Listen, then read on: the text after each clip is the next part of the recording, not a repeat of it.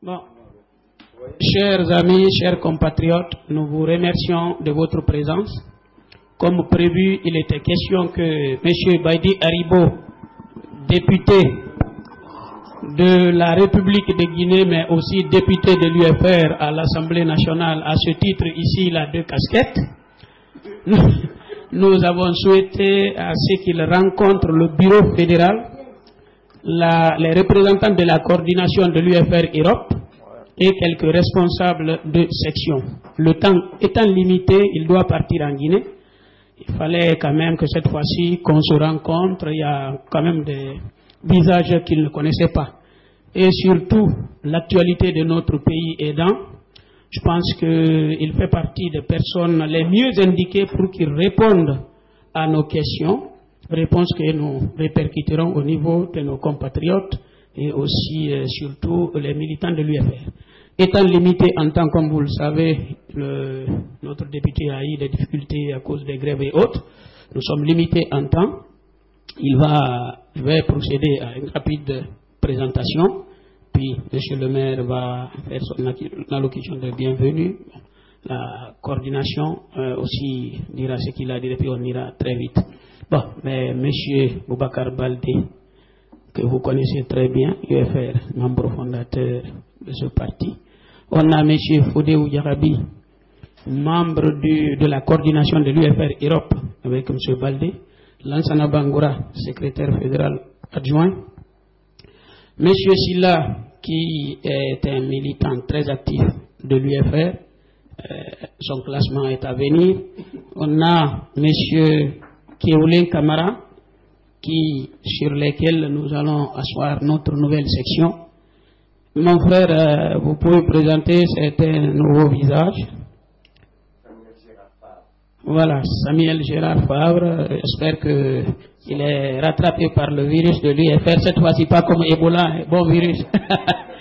On a mon ami Souma, prénom c'est Abakar Souma, qui depuis très longtemps milite.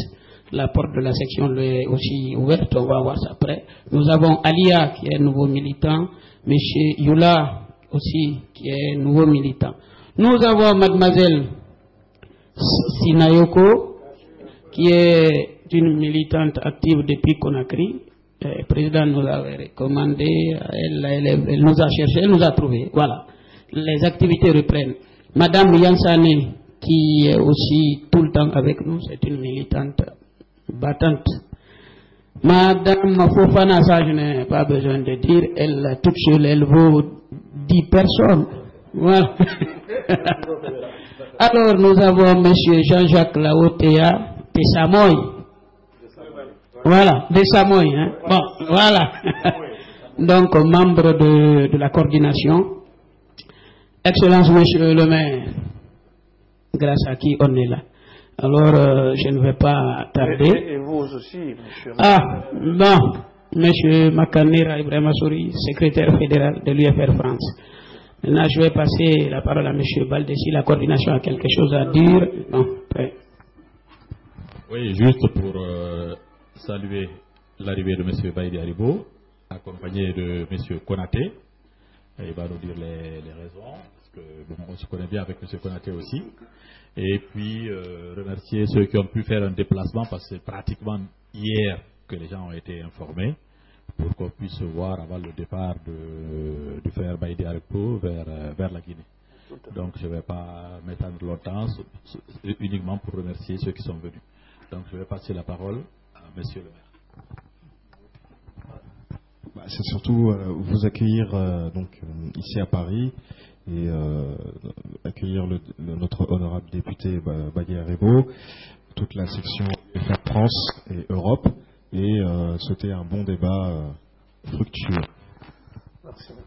Monsieur le député, vous n'avez pas besoin de micro ambulant. Non, il a raison. J'avais oublié que j'avais mon micro accroché.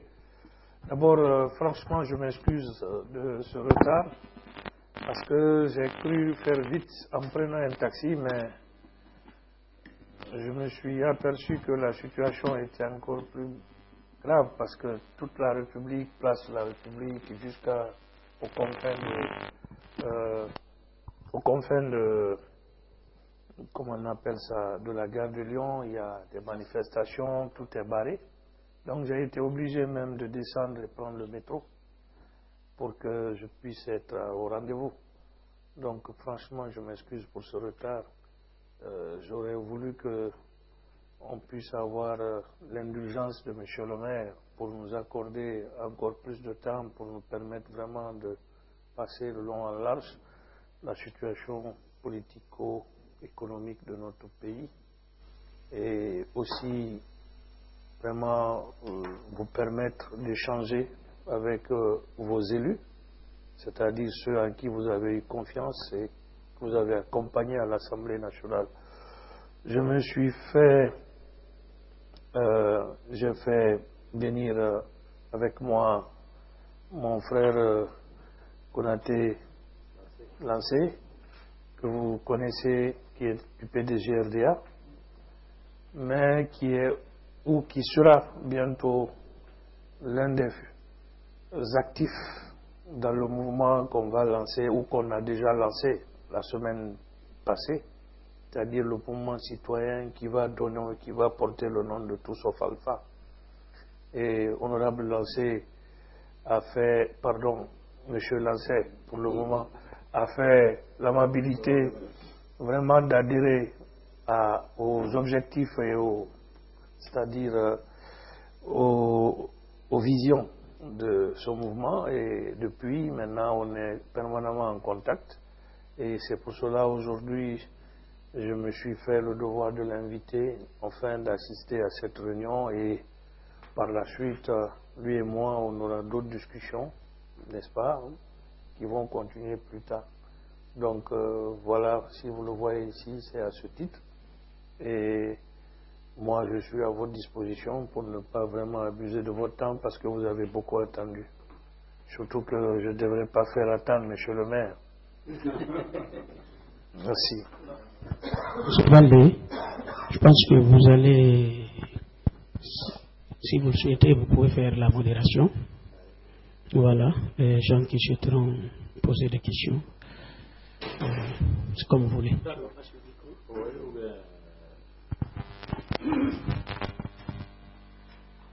Oui.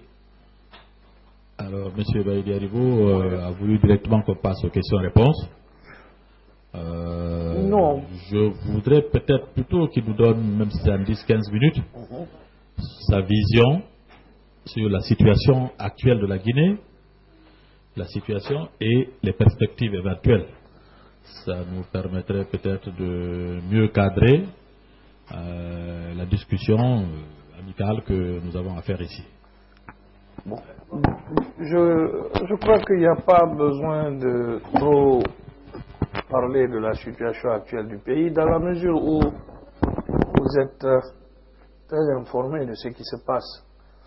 Grosso modo, je peux vous dire aujourd'hui que nous sommes dans une situation politique, économique et sociale qui est inquiétante. Et je peux dire même qu'on est dans une impasse. Impasse parce que quelque part, nous avons affaire à une gouvernance vraiment qui n'a pas donné au pays vraiment le maximum de ce qui devrait être, n'est-ce pas, les promesses tenues. Et mieux que ça, nous avons affaire à un gouvernement qui est complètement décalé des réalités de notre pays, et surtout le pays profond. Et cela dit, l'incurie de ce gouvernement a amené ce pays aujourd'hui dans une situation économique et sociale difficile à dire. Et cela s'ajoute les phénomènes exogènes que nous connaissons aujourd'hui. Je veux parler de l'épidémie de Ebola qui est venue vraiment envenimer plus que la situation que nos parents connaissent au pays, par le fait que le gouvernement au départ n'a pas pris en considération vraiment les cris de cœur que nous avons manifestés parce que connaissant un peu la situation d'une telle épidémie comme ça s'est passé au Zaïre, au Congo. Donc aujourd'hui, la Guinée est vraiment dans une situation que je peux dire catastrophique, parce que catastrophique, il y a des drames humains, drame social, drame économique. Drame humain parce que notre pays, avec l'arrivée d'Alpha, n'est pas épargné de beaucoup de morts. Depuis l'arrivée de ce gouvernement, nous citons entre autres les tueries intercommunautaires de Zérékoré, le problème de Zogota, les répressions politiques, n'est-ce pas, des manifestations de l'opposition, les réflexions aussi quand il y a eu des manifestations sociales de nos jeunes par rapport au problème d'eau et d'électricité. Vous avez la situation d'Ebola, vous avez les drames que vous connaissez comme les drames de Roubanet et autres, et Lambangui. Donc, cela dit, il y a tout un lot, tout un chapelet de problèmes que notre pays traverse sur le plan social. Cela dit, il y a ça, mais il y a aussi le fait que la pauvreté et la misère s'est beaucoup accentuée ces derniers temps en Guinée. La Guinée, ou les Guinéens, vraiment, aujourd'hui, tirent le diable par la queue. Donc, c'est les conséquences d'une gestion économique sans perspective et sans repère. Et le gouvernement s'était donné un peu d'auréole en parlant de ses performances sur le plan économique, en parlant des questions liées à la réduction de la dette publique, au problème de, comment on appelle, le PPTE, l'obtention du 10e FED. Mais cela étant, ça n'a pas eu de répercussions sur la vie de nos populations. Sur le plan politique, vous le savez déjà que c'est le blocus, sans dialogue, sans respect, et puis il y a plus d'arrogance. Et le plus grave, c'est la montée du repli identitaire et communautaire dans les débats. Donc la Guinée est très divisée. Et les Guinéens sont dans une situation vraiment de perspective qui ne rassure pas. Donc 2015 va arriver dans un contexte très, très, très inquiétant.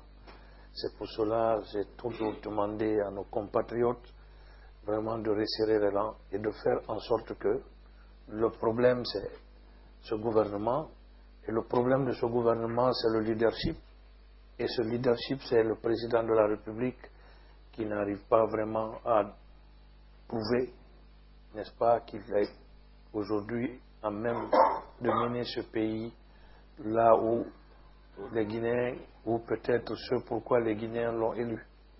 Et il bafoue les lois, il pille notre économie, et puis de plus, il prend l'argent de notre pays pour financer les lobbies à l'étranger. Et en plus de ça, ils ont instauré une bourgeoisie compadresse, n'est-ce pas, à caractère familial, hein, n'est-ce pas, qui s'arroge tous les droits économiques dans ce pays et financiers. Donc l'élite a démissionné. Les mouvements sociaux qui devraient vraiment être au fait de l'avant-garde de l'intérêt de nos populations ont aussi démissionné. Cela dit, je me rappelle que dans les temps, à la fin du système Conté, pour un seul truc, j'ai vu les syndicats et la société civile descendre dans la rue ou respecter. Mais aujourd'hui, tout le monde a fermé la bouche parce que quelque part, Alpha, lui, il fonctionne il excelle d'ailleurs dans un comportement qui est quand même condamnable pour un républicain, c'est-à-dire la corruption morale et la corruption à tous les niveaux. Quand vous n'êtes pas d'accord, il te donne de l'argent pour que tu sois avec lui, ou bien quand tu vas. C'est-à-dire que c'est devenu vraiment une situation, une structure de fonctionnement cash. Donc à peu près, grosso modo, voilà ce que je peux dire par rapport au pays. Nous avons installé l'Assemblée nationale qui fonctionne cas un cas et nous avons voulu lui donner encore plus de solidité à notre démocratie en discutant, débattant et en votant les lois sur les autres institutions républicaines comme la Cour des comptes et comment on appelle la Cour des comptes, la Haute Cour de justice et puis la Cour constitutionnelle. Cela dit, le papier où les documents sont sur sa table, il refuse de les signer parce que dans sa tête, franchement, il ne peut pas y avoir autre chose que l'institution présidentielle forte pour lui permettre, n'est-ce pas, de contourner le droit quand il y a des tripatouillages électoraux et autres. Donc voilà dans quelle situation nous sommes. Et si vous, aujourd'hui, vous êtes là, ben, on va échanger sur la situation de notre pays. Mais cela dit, vous devrez aujourd'hui comprendre que vous avez une grande responsabilité. La responsabilité de vous battre, n'est-ce pas, ici, en Europe, n'est-ce pas, avec vos relations, à travers les réseaux que vous pouvez réanimer, pour que l'opinion internationale se rende compte que ça ne va pas dans notre pays et que si hier on parlait de la Guinée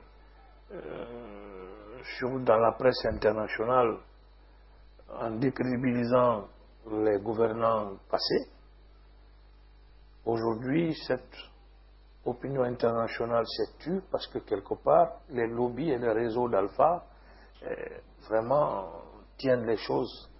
Et ce que vous devez contourner pour que qu'on sente que vraiment la situation est en train d'échapper au contrôle maintenant de l'ordre républicain ou constitutionnel et que si on ne fait pas attention, on risque de connaître le même sort que les pays limitrophes, la Côte d'Ivoire, la Sierra Leone ou peut-être même le Rwanda.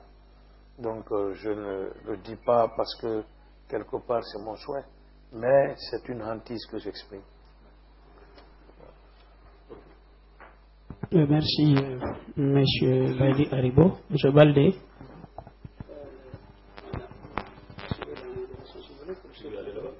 Non,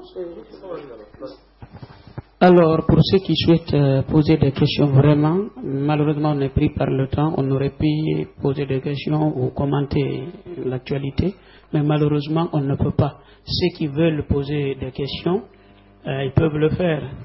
Comme paraît-il, la charité bien ordonnée commence par soi-même. Monsieur, honorable député, vous êtes un banquier. Nous venons de voir 20 millions de dollars s'échapper. J'ai même pas eu 1 million. Bon. Alors, est-ce que, pour être plus sérieux, on nous dit que c'est l'habitude, c'est comme ça que ça se passe et que ça c'est dans la logique des choses. Est-ce que tel est le cas? Parce que nous pensons le contraire. Nous pensons qu'il y a des possibilités pour les banques centrales de procéder à des virements. Je ne sais pas, je ne suis pas spécialiste en la matière. Est-ce que c'était aussi catholique ou musulman que ça? Oh, mon frère Bakanera, vous savez, j'ai fait presque 20 ans à la Banque centrale. Et l'ironie de l'histoire, c'est que j'étais responsable, en fait, du marché. Donc, je gérais les questions de devises. Mais ce qui s'est passé à Dakar, c'est rien d'autre qu'une transaction frauduleuse, un blanchissement d'argent, de transactions mafieuses que la Banque centrale a voulu légaliser ou peut-être couvrir. ceux qui sont aujourd'hui à la Banque centrale, ils savent que nous connaissons que ça ne se passe pas comme ça. Ils ont été simplement réveillés la nuit par la présidence pour leur dire voilà la situation qu'on a, faites tout pour ne pas que le problème soit connu dehors. Sinon, le colis en question, ce n'était pas l'adresse de la Banque centrale qui était là-dessus, c'était présidence de la République. Et mieux, c'était un transbordement de valises tenu par des personnes physiques, n'est-ce pas, qui a été intercepté parce que non déclaré. Donc, moi, je ne vois pas pourquoi on va trop s'étarder là-dessus. Bon, la Banque centrale a épilogué sur la question de la régularité d'une telle opération. Je dis non. On n'a jamais eu une telle opération depuis que j'étais là.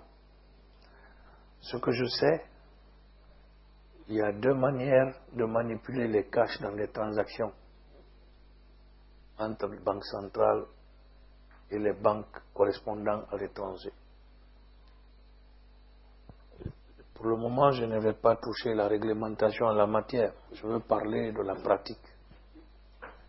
La première, c'est quand la Banque centrale veut alimenter ses caisses en interne. Elle commande des sous, n'est-ce pas, auprès d'une des banques correspondantes. En ce moment, l'argent vient en espèces selon le montant commandé, tout en débitant le compte correspondant de la banque centrale domiciliée dans cette banque correspondante. L'autre côté, c'est-à-dire de la Guinée vers l'étranger, à un moment donné, quand nous étions, je crois, dans une situation de réserve difficile, je veux parler des années 2000, 2002, 2003, la Banque centrale a eu à faire des manipulations de cash dans certaines transactions. Mais cela, c'était clairement dit. Soit c'est l'argent que les banques déposent auprès de la Banque centrale pour être envoyé dans leur compte correspondant au profit de leurs clients qui ont déposé sur les comptes en devises qui sont libéralisés en République de Guinée. Cela dit, à ce niveau, soit la Banque centrale ordonnait à ces banques de faire, autorise ces banques à faire le transfert, n'est-ce pas? À ce moment, on leur donne les autorisations qu'il faut pour ça et les documents justificatifs. Même ça, le transfert se fait sans contact physique. C'est-à-dire, on dépose l'argent à l'aéroport de Conakry, accompagné par la gendarmerie du système bancaire, le transitaire de la banque, les douaniers qui sont à l'aéroport, on dépose auprès de la compagnie qui transporte, qui a maintenant la garde jusqu'à l'arrivée, n'est-ce pas, à l'aéroport des pays dont la banque en question est, comment on appelle, est domiciliée. Donc, quand ça arrive là-bas, c'est la banque réceptionniste qui va chercher l'argent avec la procédure du pays en question. C'est pas quelqu'un qui envoie l'argent. Il y a l'autre opération qui est d'envoyer les billets de banque mutilés ou usés. Ça aussi, c'est presque les mêmes procédures.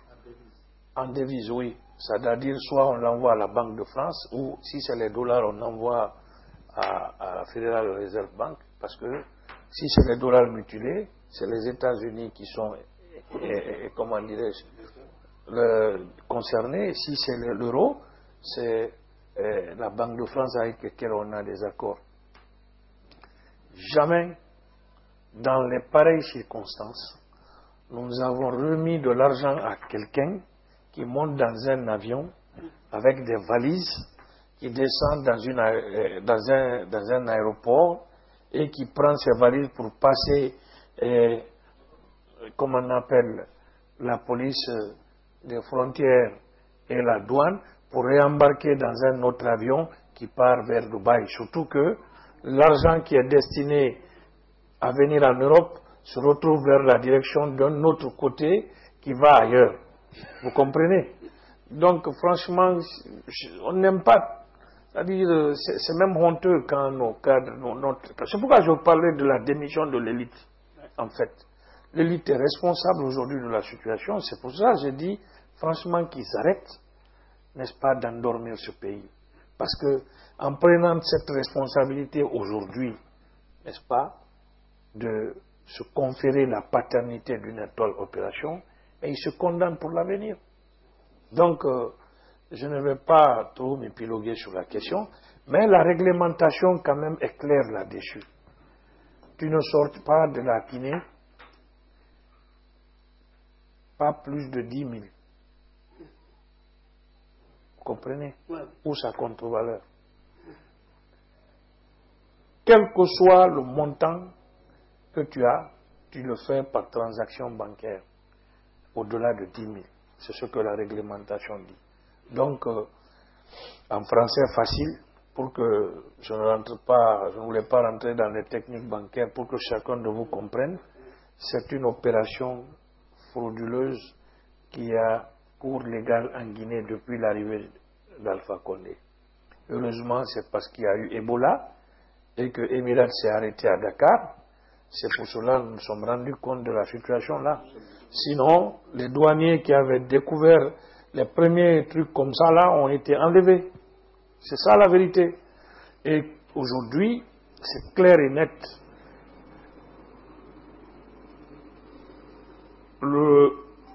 La présidence se livre à beaucoup de transactions de ce genre depuis belle lurette. C'est Dieu qui a voulu que les Guinéens se rendent compte qu'il y a des gens qui s'en foutent de leur quotidien et qui font des opérations pareilles sans forme ni procédure. Voilà ce que je peux te dire par rapport à la question. Merci beaucoup, monsieur le député. D'ailleurs, au début, c'était 4 millions, mais 4 milliards de francs CFA. Il y a même pas 8 millions. Non, il n'y a pas eu 20 millions comme on l'a dit.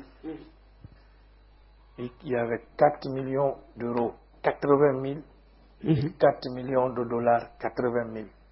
C'est les montants là qui étaient tenus par les liaisons dangereuses de la présidence et qui se sont baladés de Conakry à Dakar.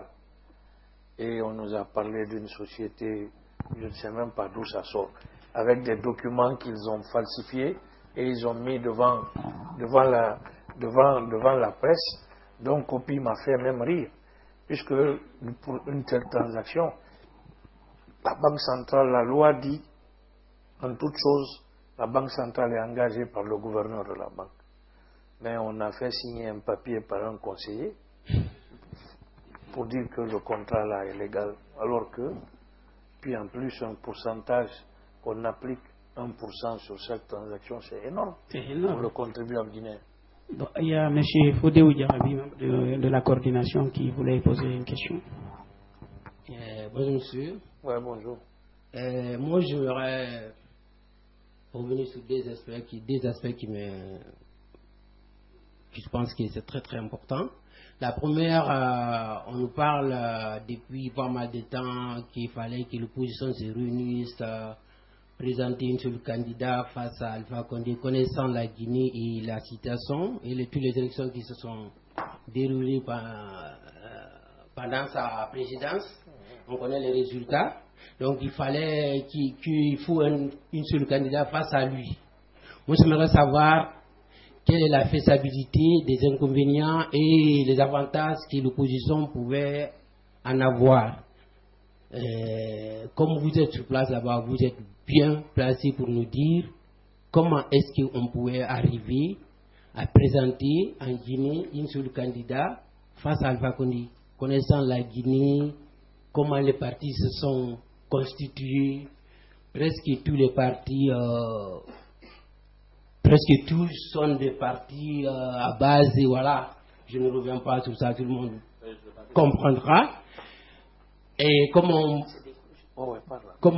nous pouvons arriver à désigner un candidat unique face à Alpha Condé, parce que j'ajouterais que sans un minimum de consensus, il ne faut même pas y aller. Voilà. Et deuxième question, c'est comment, où vous en êtes avec votre mouvement Tout sauf Alpha Condé? Qu'est-ce que nous, ici, en France, nous pouvons faire de similaire? Voilà mes deux questions. Merci. Bon, rapidement, par rapport à la question de candidature, je crois que le problème n'a pas encore été posé au niveau de l'opposition. Et en ce moment, je crois que c'est un débat citoyen. Chacun avance ses idées par rapport à la stratégie. Chacun pense que la meilleure façon de battre Alpha en 2015, n'est-ce pas, c'est de faire une candidature unique de l'opposition. D'autres pensent qu'il faut aller vers une candidature plurielle. Aujourd'hui, la question n'est pas, n'est-ce pas, posée au niveau de l'opposition, mais je crois que l'opposition sera amenée un jour à discuter de ces paramètres. Et je crois que les tenants de la candidature unique pourront à ce stade expliquer, n'est-ce pas, ce qu'ils pensent de cette stratégie en argumentant, bien entendu, le point fort et les points faibles d'une telle stratégie. Et ceux qui veulent aussi être dans la candidature plurielle, je crois, vont donner leur point de vue sur leur stratégie. Mais pour le moment, moi je pense que il faut que l'opposition d'abord se démène à travailler en unité à son sein, et aussi certainement, je le pense, qu'une assise nationale de l'opposition aujourd'hui est vivement souhaitée. Pourquoi? Parce que tous ces paramètres dont vous parlez aujourd'hui seront résolus là-bas et chacun va essayer de travailler. Moi, je pense qu'il faut aller au-delà de ces problèmes de personnes, de candidature. Il faut une charte de gouvernance. La charte de gouvernance, ça sera une charte républicaine qui va vraiment mettre en exergue les réformes, n'est-ce pas, qu'il faut mener une fois que l'alternance est obtenue. Et que cette assise tienne compte d'un paramètre. Je suis de ceux qui pensent que il faut résoudre d'abord le problème du processus électoral, n'est-ce pas, pour éviter des inquiétudes, c'est-à-dire que pour éviter toute tricherie au bout, parce que je sais une seule chose, s'il y a la transparence, n'est-ce pas, des élections à venir, honnêtement, Alpha n'a aucune chance de gagner. Je me demande même s'il peut atteindre ces 18% de la fois passée. Je le dis parce que je suis sur le terrain et je vois le désarroi dans lequel les populations sont et aujourd'hui le rejet dont il fait l'objet. Même dans son fief en Haute-Guinée, ce n'est plus la même situation, je suis en même de le dire. Parce que j'ai vraiment mes réseaux et mes entrées là-bas pour que Alpha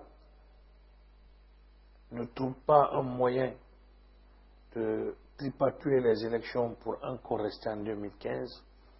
Il faut que l'opposition joue serré, n'est-ce pas, pour contrecarrer toutes les manœuvres dilatoires et frauduleuses de la CENI et mettre en place un système fiable pour les futures élections. Une fois qu'on a, n'est-ce pas, cette garantie, en ce moment, l'opposition pourra se prononcer chacun selon sa position sur cette question de candidature unique ou de candidature plurielle. N'est-ce pas? Et puis celui qui sera à la tête, n'est-ce pas, de la confiance des militants de l'opposition, et s'il gagne les élections, son premier combat sera d'unifier le pays, d'unifier les Guinéens et d'engager des réformes nécessaires et en profondeur de l'État pour atteindre les objectifs de développement tant souhaités pour nos populations. Maintenant, la seconde question relative au mouvement Tous sauf Alpha, nous avons eu une réunion le week-end passé avec pas mal de jeunes ressortissants de la Guinée qui vivent en Europe et en France pour essayer de mettre en place un tel mouvement. D'abord, un tel mouvement se veut citoyen. Ce n'est pas un mouvement des partis politiques parce que les partis que nous sommes, n'est-ce pas, ou les leaders politiques que nous sommes, nous avons déjà les partis ou les structures des partis que nous animons.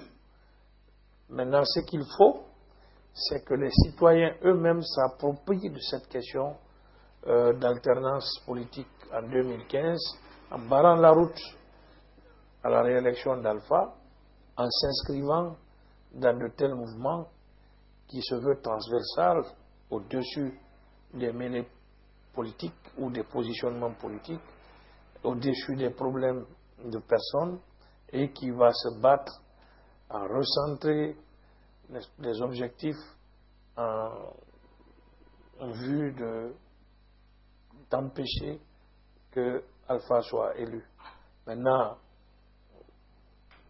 selon la stratégie que l'opposition va mettre en 2015, je crois que le Tout sauf Alpha vraiment travaillera dans ce sens, c'est-à-dire que le Tout sauf Alpha travaillera dans le sens de renforcer cette position qui n'a d'autre objectif que l'alternance à la République de Guinée en 2015. Très bien, je pense qu'on va prendre 3 questions. Il nous reste 15 minutes, c'est ça, monsieur le maire? Bon, on va prendre les questions. Monsieur le député va les répondre. Il y a frère Jean-Jacques là-haut déjà. Et puis, oui, il y a frère Jean-Jacques. Après, il y a Omar a demandé. Merci. Et qui encore, voilà, il y a déjà 3 questions. On pose les questions, il va les répondre. Comme il nous reste que 15 minutes. Oui, assez rapidement.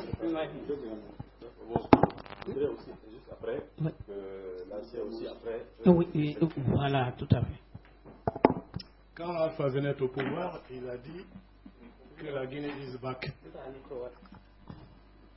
Tout le monde a retenu ça.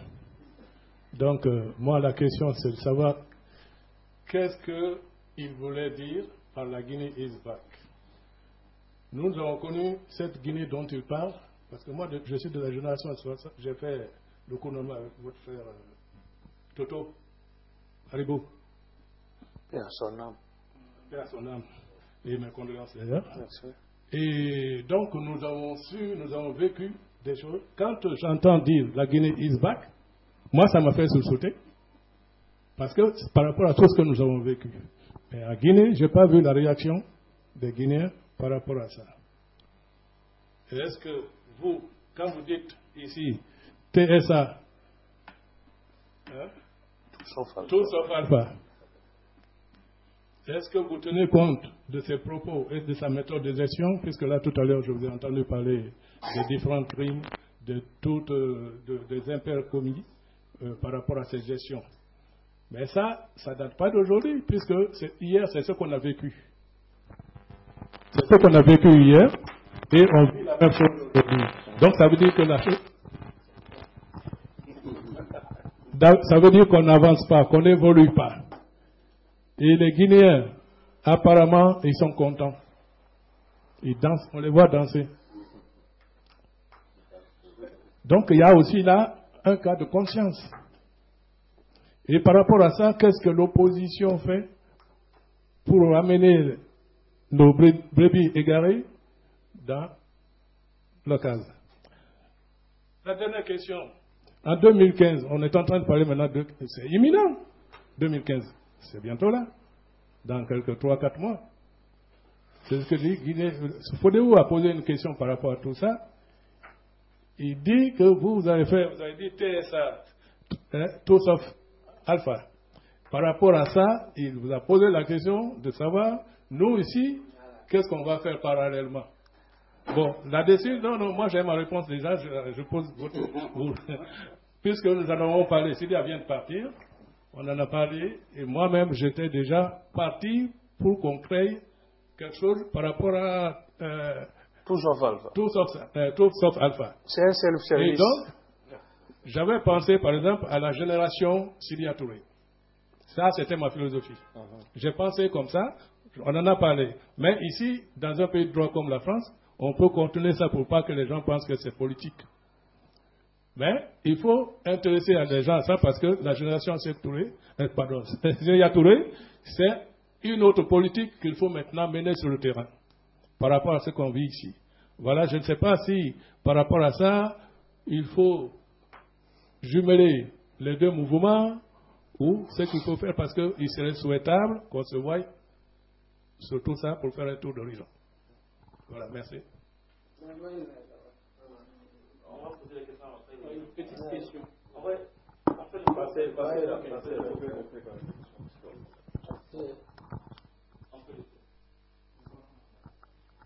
Donc, il faut que les questions soient rapides.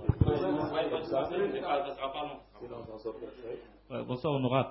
Bonsoir. En fait, moi, ma question elle est très simple. Tout à l'heure, je vous écoutais quand vous avez dit que Alpha n'a pas de chance de passer aux élections en 2015. Si les élections sont transparentes. Voilà. C'est la condition exactement qui m'inquiète. Voilà. Quelles sont, sincèrement, j'aimerais que vous nous parlez franchement là, les dispositions que l'opposition a prises pour que ces élections soient transparentes. Franchement, nous, ça nous inquiète, nous les électeurs.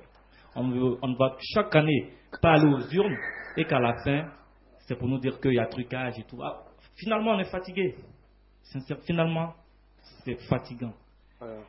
Il va falloir que vous bougez, l'opposition bouge. C'est derrière vous que nous sommes.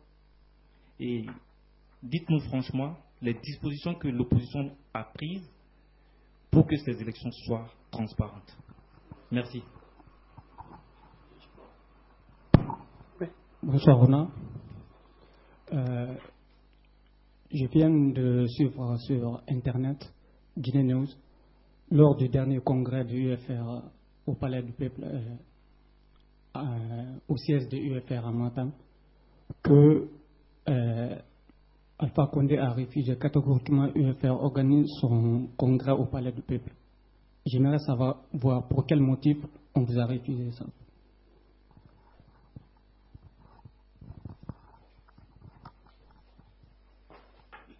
Bonjour l'honorable. Moi, ma question est très simple. Nous savons qu'aujourd'hui, il y a beaucoup de problèmes en Guinée.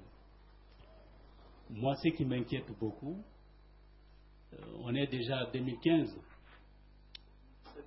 Moi, je pense Alpha peut ne pas organiser les élections en 2015.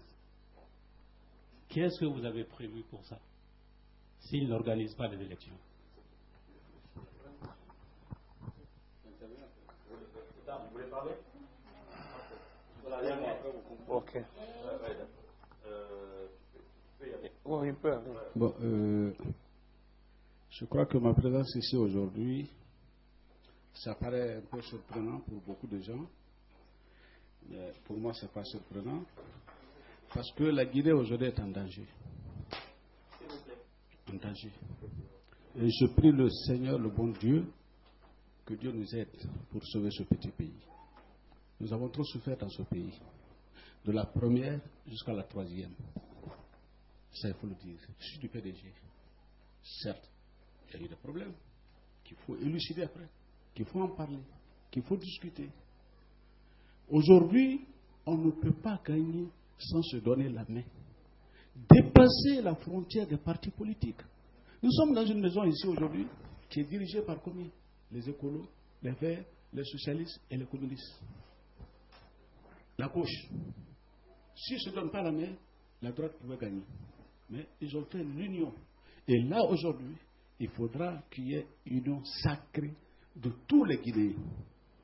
C'est pourquoi le mouvement Tout sauf Alpha, initié par le député Baïdi, est la bienvenue. Je suis partie prenant. Tous les mouvements qui se créent pour le départ de Alpha Condé en 2015, je participerai. Nous avons été déçus. J'ai voté pour Alpha Condé. Je suis de la mouvance présidentielle. On verra bien ce que ça va donner après. Ce n'est même pas la désertion, c'est la désolation totale. On a voté parce qu'il y avait la gabégie. On a voté parce qu'il y avait l'insécurité. On a voté, il y avait le vol, il y avait le chômage. Mais tout ça, ça s'est aggravé aujourd'hui, plus qu'autant de Joran Lassana Conté. Voilà notre problème. Les gens ne donnent plus à l'insécurité, on tue les gens n'importe comment comme des moutons. La gabégie est là. Le vol est institutionnalisé aujourd'hui en Guinée. Les ministres ne travaillent plus, ne font que remplir leur poche. Voilà le mouvement Tout sauf Alpha. Il faudra que ça soit renforcé de tout citoyen venant de tous bords, qu'il soit de gauche, qu'il soit de droite, qu'il soit où. Mais si les Guinéens, ils veulent qu'il y ait un changement guinéen, il faudra participer et adhérer. L'UFR, quand même, c'est votre président, notre frère Syria. Beaucoup de respect pour lui. Je le respecte. Il se bat en ce moment. Je vois les choses qui se passent sur le net. Il a beaucoup de chance. Ça, je peux le dire. Parce que la Guinée, aujourd'hui, les partis politiques, c'est les partis des ténébreux. On prend ceci, c'est ceci. On prend cela, c'est ceci. Mais il y a des partis qui, quand même, qui peuvent rassembler en Haute-Guinée, en forêt et en Basse-Guinée. Et en Ofuta. Mais il y en a qui sont bloqués que dans leur communauté. Ils ne peuvent pas aller dehors. Alors, on verra bien. Parce que l'opposition est condamnée à se donner la main. Ou organiser les primaires, celui qui sera gagnant, que tout le monde s'aligne derrière, ou choisir un candidat unique. Mais ça va être très difficile, la candidature unique. Très, très difficile. Mais ça sera organisé autrement, parce que les gens qui ne vont pas accepter de voir la réalité en face. Parce que je vous dis qu'Alpha n'a plus de force.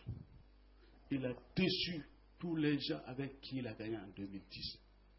C'est la déception totale. Avec sa création de RPG Arc-en-Ciel, il a complètement démantelé son pouvoir. Alors, voyez-vous, je ne vais pas trop m'élargir. Si je suis là aujourd'hui, certes, je ne suis pas de l'UFR, mais je connais tout le monde. Tout le monde me connaît. Je suis PDG. On discute. Je sais que le président a eu des problèmes. Ça, il faut le dire. Et je regrette que le général Lansana Conté n'a pas donné la chance au peuple de Guinée pour que on puisse connaître la vérité, ce qui s'est passé pendant les 26 ans du PDG. Ça, c'est notre débat qui viendra après demain. Ça, c'est notre débat. Mais nous, on voulait que la vérité soit connue. Mais malheureusement, non. Alors, tout ce Alpha, c'est un mouvement citoyen, ça dépasse les frontières des partis politiques. Ça concerne les politiques et les apolitiques, tout le monde. Alors là, je vous remercie On va laisser M. Baïdi Haribo répondre. Vous avez vu que vous avez applaudi. Il a tout dit, hein.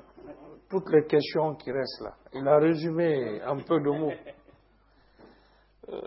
Le frère a parlé de la Guinée is back et la réaction.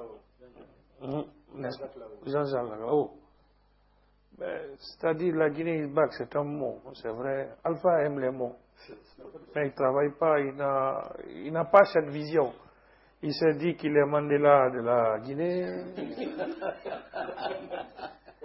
Et il a dit qu'il a trouvé un pays, non un État. Mais il se complaît aujourd'hui de tout ce que Lansana Conté a laissé, qu'il condamnait lui-même. Il n'a pas changé les lois de Conté. Il n'a pas changé les hommes, il n'a pas changé les structures, il fait pire même. Sa maison est barricadée. Conté ne vivait pas comme ça, avec des chars de combat et autres autour de lui. Il le faire, quand il se déplace, c'est comme un bataillon, un chef d'armée qui se déplace, enfin, un général, machin, dans les zones rebelles. Ça veut dire qu'il n'a, ça veut dire tout simplement qu'il n'a pas l'assurance de se dire qu'il est chef d'État élu. Donc la Guinée is back, franchement, on n'avait pas à commenter. Parce que si tu commentais, tu allais vraiment peut-être ironiser. Is back, ça veut dire la Guinée est de retour. Moi, je pense qu'il voulait dire la Guinée va retourner en... Là, on y est. Bon, d'autres disent, ouais, d'accord, de la Guinée is back, maintenant on est la Guinée is shore, c'est ça. Shut down, hein, c'est la shut down. Donc voilà à peu près dans quoi on est avec la situation de la gouvernance Alpha. Ce qui est, je vais rebondir sur ça, ce qui est quand même impardonnable avec le problème Alpha Condé,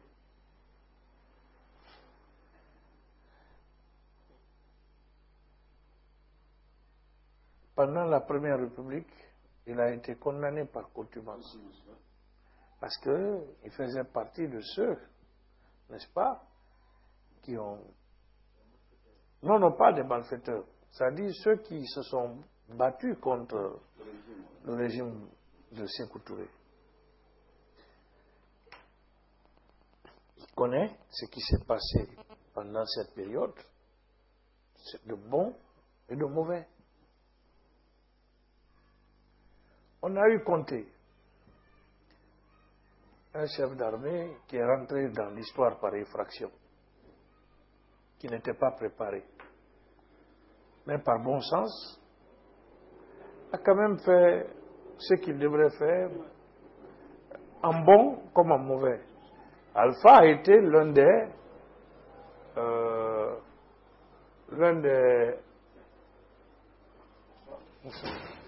Alpha a été l'un des plus virulents opposants à ce régime. On a vu ce qui s'est passé avec le CNDD. Et c'est là où, pour moi, Alpha est impardonnable. Il connaissait, c'est-à-dire, il avait l'expérience de tous ces régimes passés. Il devrait s'en servir pour ne pas que la Guinée tombe aussi bas qu'on le connaît aujourd'hui. Et mieux, il a vécu ici depuis combien d'années? Comme il le dit, 40-50 ans. Ça devrait, aujourd'hui, quelqu'un qui devrait s'inspirer des principes de la démocratie. Mais non, de tout ça là, on n'a jamais connu une situation pire en Guinée comme cette fois-ci. N'est-ce pas?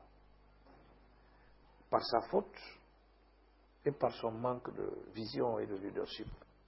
Donc cela dit, lui, franchement, on ne peut pas lui donner de circonstances atténuantes.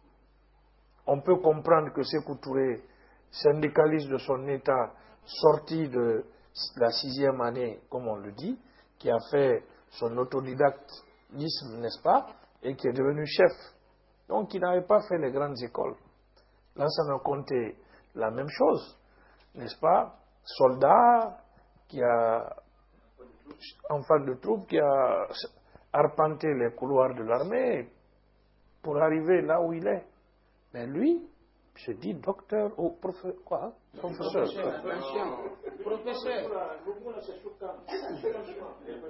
Quoi? Ah. Bon, nous on l'appelle ainsi. Non, nous on l'appelle ainsi professeur parce qu'il s'est donné. Mais que le professeur soit,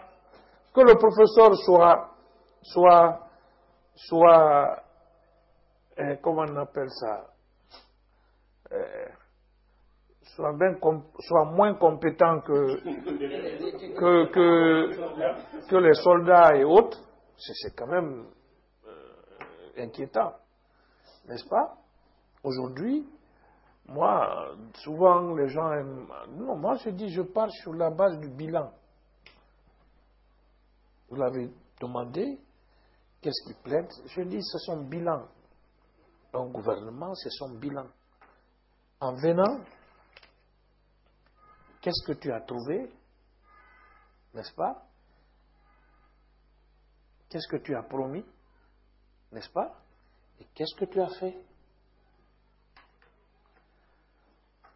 Voilà, en 2010, un candidat qui nous a dit que le pays sera émergent en 3 ans.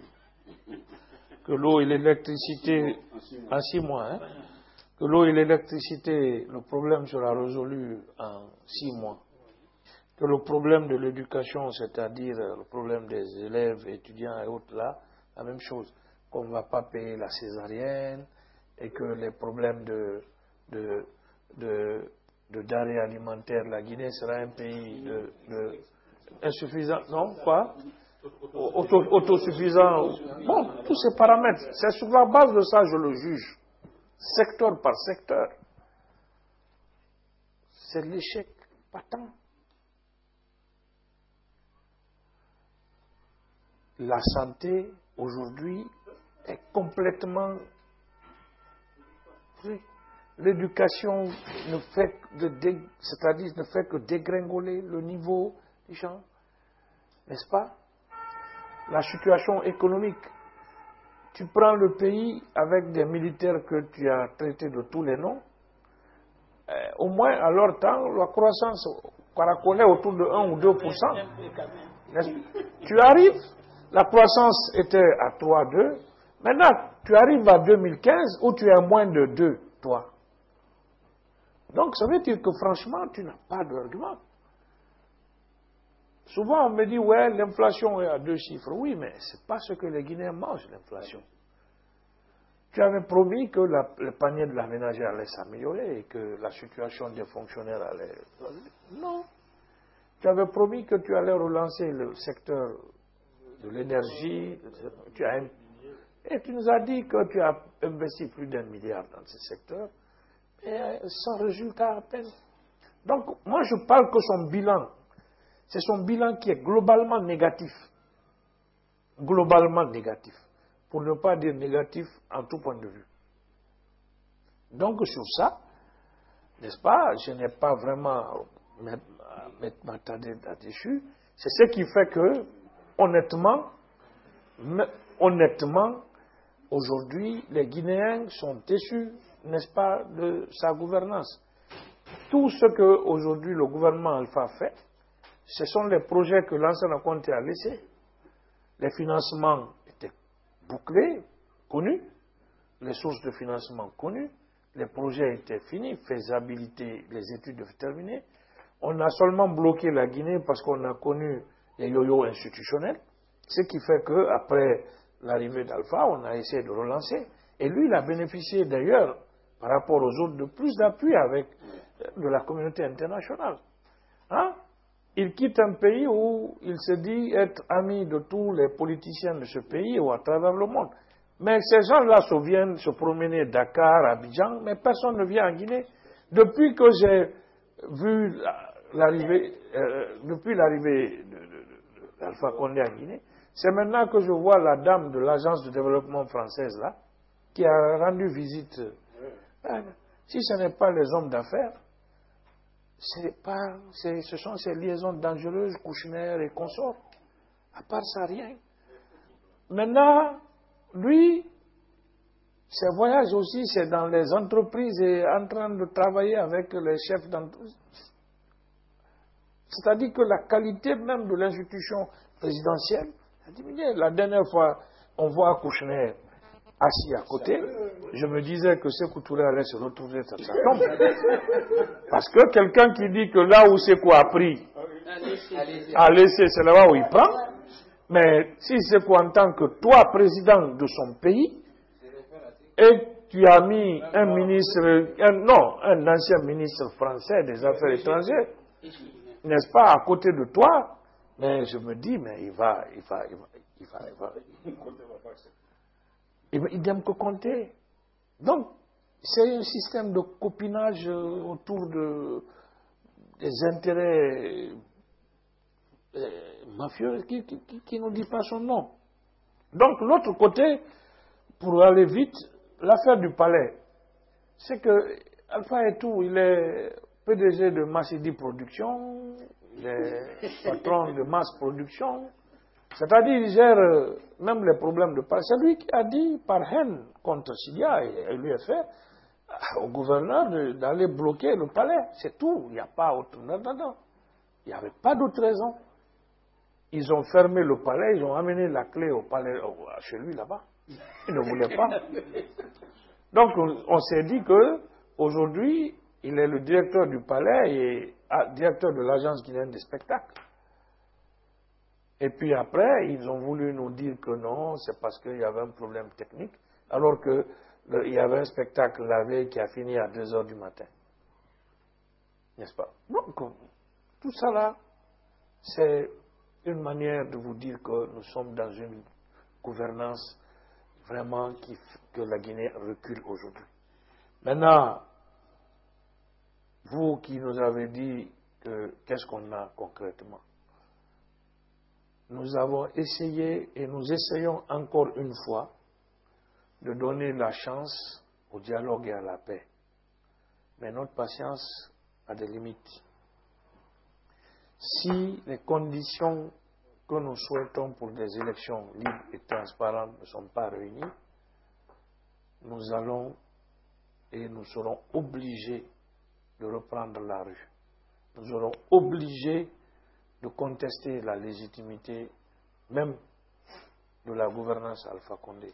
Nous serons obligés, n'est-ce pas, de passer par des moyens peu orthodoxes pour avoir gain de cause, parce que, quelque part, nous pensons que nous avons signé des accords cautionnés par la communauté internationale, que le gouvernement doit être à même de respecter, et qu'on attend l'application de ces accords.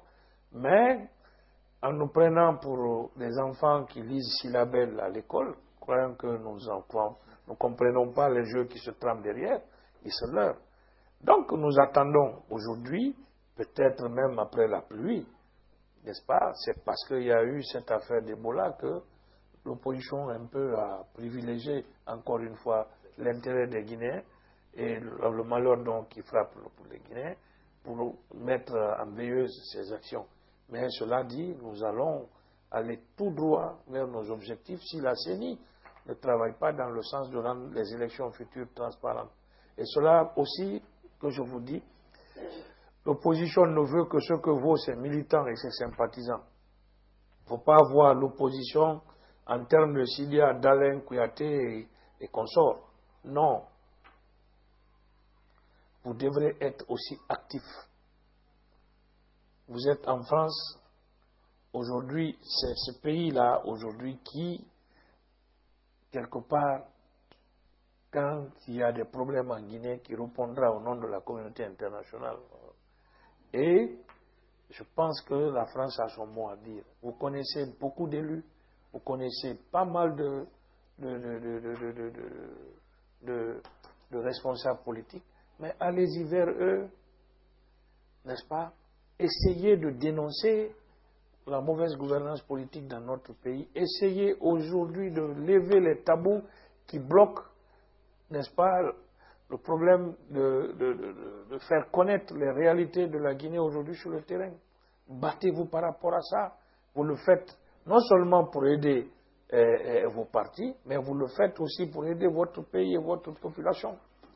Donc, franchement, c'est quelques questions que je peux répondre aussi. D'autres n'ont pas de questions, je crois qu'on a...